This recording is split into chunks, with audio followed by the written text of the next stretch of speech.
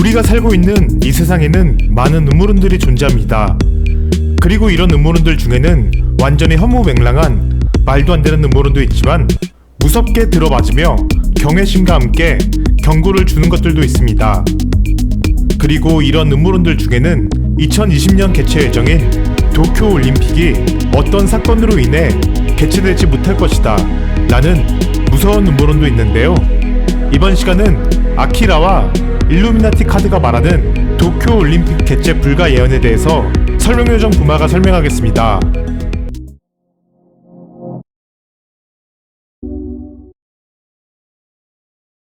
우선 부마가 미스테리 주제를 많이 다룬다고 해서 음모론을 무조건적으로 맹신하지는 않습니다.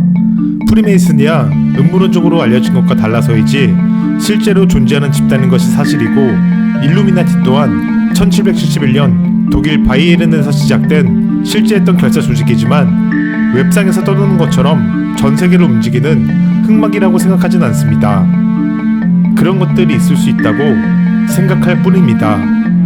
저를 두고 설명요정 부마가 사실 일루미나티이고 일루미나티를 반대하는 이슈에 연막을 치는 역공작원이다 라는 댓글들을 종종 보고 있는데, 뭔 개소리야! 다들 아시겠지만 부마는 원단 덕후에 옷을 좋아하는, 옷 만들다가 가끔 취미로 유튜브 하는 설명요정일 뿐이지 무슨 역공작원 같은 게 아닙니다. 다시 본론으로 들어가서 2020년 7월 24일 개최 예정인 도쿄올림픽에 대한 흥미롭다기보다 무서운 음모론이 있습니다. 도쿄올림픽 개최 불가 음모론이 무서운 이유는, 만약 이 음모론이 실제로 일어난다고 하면 현재 미국과 중국의 패권 전쟁의 한가운데서 우리 대한민국이 촉발하는 사건이 도쿄올림픽 개최 불가의 시발점이 될 수 있기 때문입니다. 도쿄올림픽 개최 불가 음모론을 촉발하는 단서에는 크게 두 가지가 있습니다. 첫 번째는 애니메이션 아키라, 두 번째는 일루미나티 카드입니다. 우선 첫 번째로 아키라에 대해서 설명하겠습니다. 아키라는 1982년 오토모 가스히로가 연재한 일본의 인기 만화입니다. 1982년부터 1990년까지 8년간 총 6권을 연재하며 완결을 냈습니다. 아키라의 내용을 요약하면 1988년 도쿄가 신형폭탄에 의해 붕괴되면서 제3차 세계대전이 발발하고 세계는 혼란에 빠집니다. 이후 30년 뒤인 2019년 재건된 네오 도쿄에서 폭주족 소년과 정부기관이 만든 초능력자가 만나게 되고, 폭주족 소년이 갑자기 초능력을 얻어 던질까 말까 하다가 니값답게 폭주를 해버리고 도쿄를 박살내는 애니메이션입니다. 세계대전 이후 2019년에 도쿄를 배경으로 하기 때문에 분위기가 상당히 어두운데, 이런 어두운 분위기 속에 뜬금없이 이런 카운트 배너가 등장합니다. 2020년 도쿄올림픽 앞으로 147일 남았다.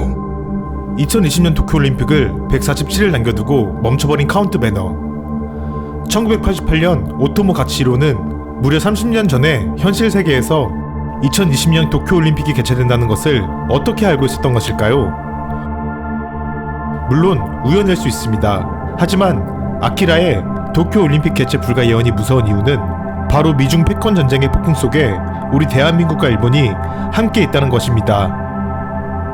아키라의 내용대로 올림픽 개최일인 2020년 7월 24일에서 147일을 빼면 2020년 2월 28일이 됩니다.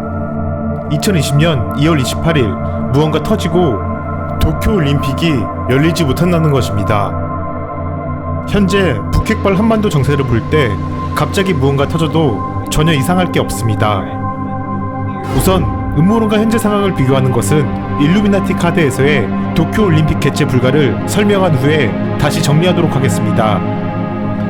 일루미나티 카드에 대해서는 서프라이즈에서 소개하기도 했고, 워낙 전 세계적으로 이슈가 많이 되었기 때문에 아마 한 번쯤은 들어보셨을 겁니다.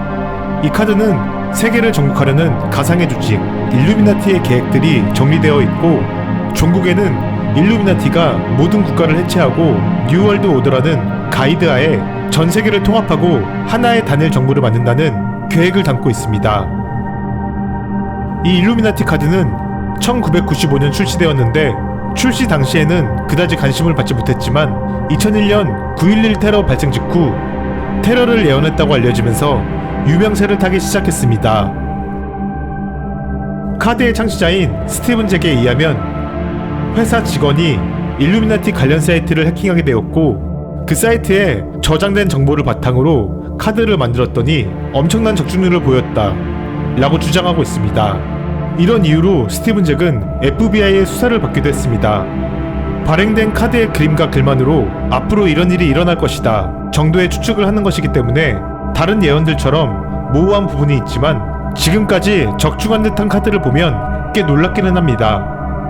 적중했다는 몇 가지 예언들을 살펴보면 세계의 주요 이슈들을 빼다 박은 듯 보여주고 있는데 대표적으로 카드를 유명해지게 한 뉴욕의 세계무역센터가 파괴되었던 9.11 테러, 그리고 함께 일어난 워싱턴의 미 국방성 펜타곤 테러, 쓰나미로 인해 일본의 원전사고가 발생할 것이라는 예언, 원자로의 균열을 일본을 상징하는 벚꽃으로 나타내 예언한 후쿠시마 사태,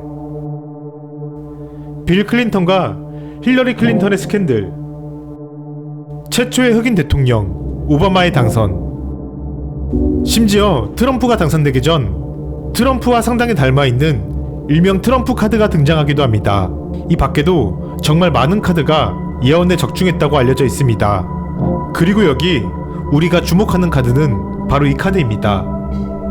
알록달록한 옷을 입은 사람들 위로 시계탑이 무너져 내리고 있습니다. 부르님들은 이 카드를 보면서 어떤 생각이 드시나요? 아마 눈치가 빠른 분들이라면 힌트를 얻으셨을 수도 있습니다. 우선 카드에 무너져 내리는 시계탑은 긴자의 와코 시계탑과 상당히 유사합니다.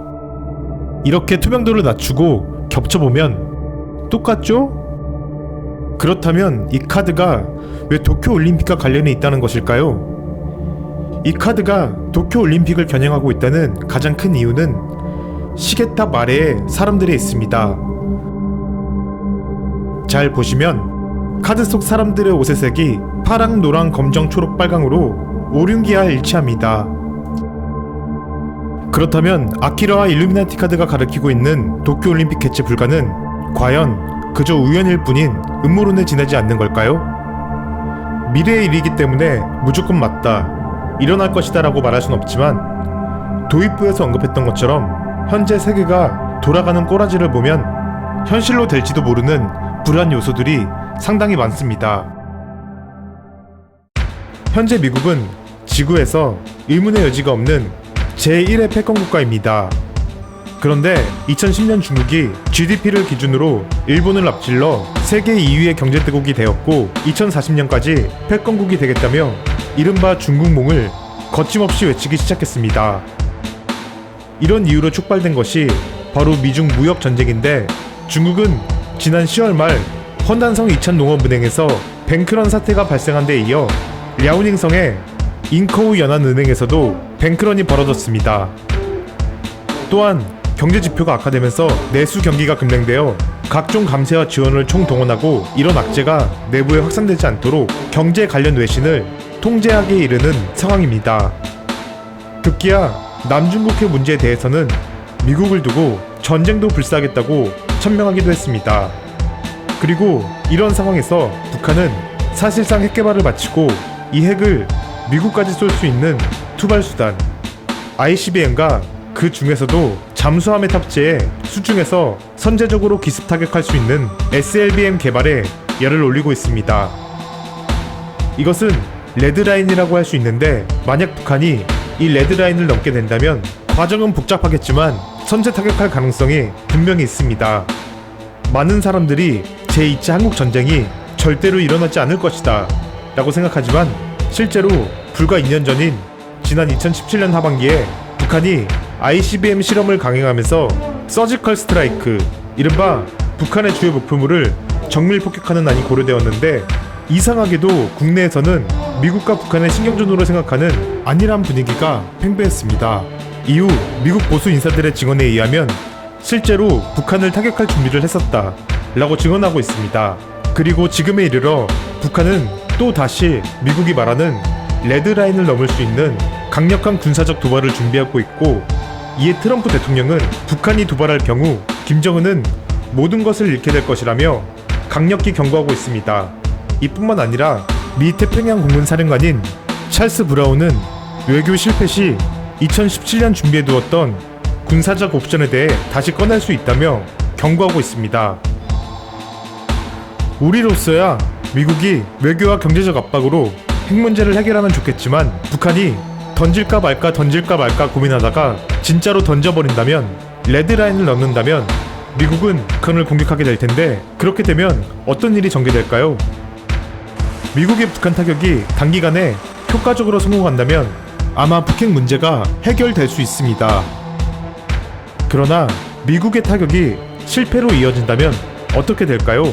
미국의 북한 타격이 주요 목표물만 공격하는 서지컬 스트라이크이기 때문에 북한이 대응하지 않을 수 있다고 하지만, 그건 그냥 지나친 행복회로 풀 가능에 지나지 않을 뿐, 북한 전역에 전략적 시설들이 매우 많기 때문에 사실상 서지컬 스트라이크라기보다 전면적인 타격이 될 가능성이 매우 높습니다. 그렇다면 북한이 이런 공격을 받고도 가만히 있을까요? 역사적으로 두드러 맞고 그저 가만히 있는 나라는 없습니다. 특히 북한처럼 호전적인 나라일 경우에는 더욱 그렇습니다. 최악의 경우 북한이 혼자 죽을 수 없다는 각오로 핵무기를 사용할 수 있습니다. 그러나 전 세계에 배치된 미국의 군사시설과 방공망으로 현실적으로 미국을 타격할 수는 없습니다. 그렇다면 타겟은 누가 될까요? 바로 우리 대한민국과 일본이 될 가능성이 상당히 높습니다. 이런 국제적 상황을 고려해 볼 때 아키라와 일루미나티 카드가 가리키고 있는 도쿄올림픽 개최 불가 음모론이 결코 일어나지 않으리라 단정할 수 없다는 것입니다. 물론 처음에 말씀드린 것처럼 그저 음모론과 현 상황을 연결시킨 것입니다. 음모론이 빗나가서 전쟁이라는 극단으로 이어지지 않기를 바랄 뿐입니다.